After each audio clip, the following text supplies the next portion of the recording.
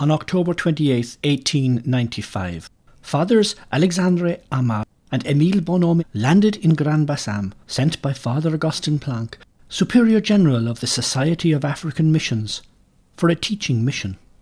In 1895, the African missions landed with two fathers who were in fact called to respond to a need for schools. When they arrived, they presented themselves to the governor, who told them that there were schools to take care of. There was first one in Grand Bassam, which was the capital at that time. Going around the surrounding villages, they came upon a village that seemed very nice to them, with the village chief who was very welcoming. The second school was founded in Memni. I know that the missionaries arrived in Memni through a settler who took them there in his little boat. He brought them to the riverside at Petit Alepe, where he dropped them off. Father Aimard and Father Bonhomme arrived in Grand Bassam. They were told to come and look towards the forest to see what was happening there. They followed the river Comoé. They got to Alepe, and from Alepe they went to Otui. Then they bypassed the area and got to Grand Alepe. Grand Alepe did not want to receive them. They chased them away. Next, they got to Montezo. Montezo chased them away too. When they arrived in Memni, the villagers wanted to drive them away. It was Njumi Awa who welcomed them.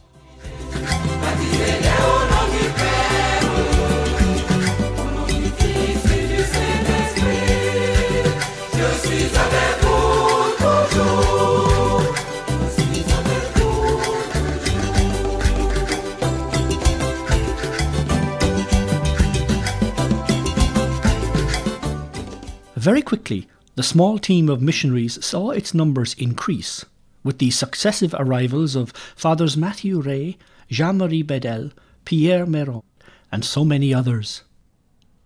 Father Méraud arrived on October 21, 1896. He was both a teacher and an itinerant missionary. So Méraud, we call him Father of the Akye. To us, he was the grandfather. He stayed here. He learnt our language. He also sent catechists to our Akye villages, to Adzope, Anyama, Akupe. As a result, the Akye people, especially those near Anyama, were quickly evangelized. It was thanks to him. He left a deep imprint on the Akye people. Father Pierre Méraud lived 46 years in Memni and 16 years in Dabré, a long missionary stay in the midst of a people who consider him today as their apostle. In general, he's the father of everyone. And, from what I was told, he was a good priest. He was good, he was courageous. He spoke of himself as being an Akye bushman. From what I read, he saw himself as a bushman because he did everything on foot. From Memni, he travelled to Adzope. That's a distance of 100 kilometres or more. And he was walking. There were no vehicles. So like I said, the Akye bushman. He was really someone who had truly come to do the work of God.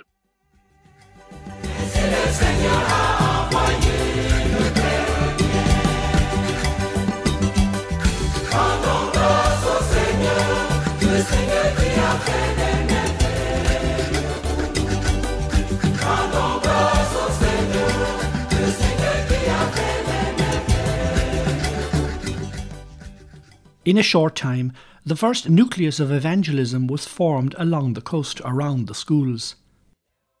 These assured support to the missionaries. There was a small salary, which in fact was about a third of the salary of professional teachers, which allowed the two priests to live. And so the superior of the fathers in Côte d'Ivoire, called the apostolic prefect, stated that we can open as many missions as we want,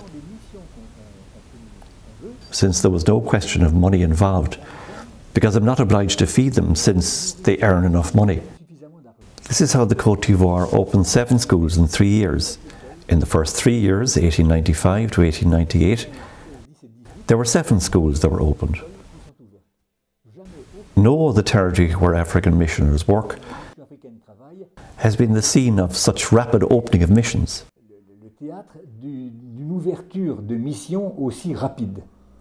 When in France in 1904 the Combes Law prohibited teaching to religious congregations, it was extended to the colonies. The missionary left then the schools to devote himself to primary evangelization. But before, the beginnings of this evangelization were painful and laborious. Je suis avec vous toujours.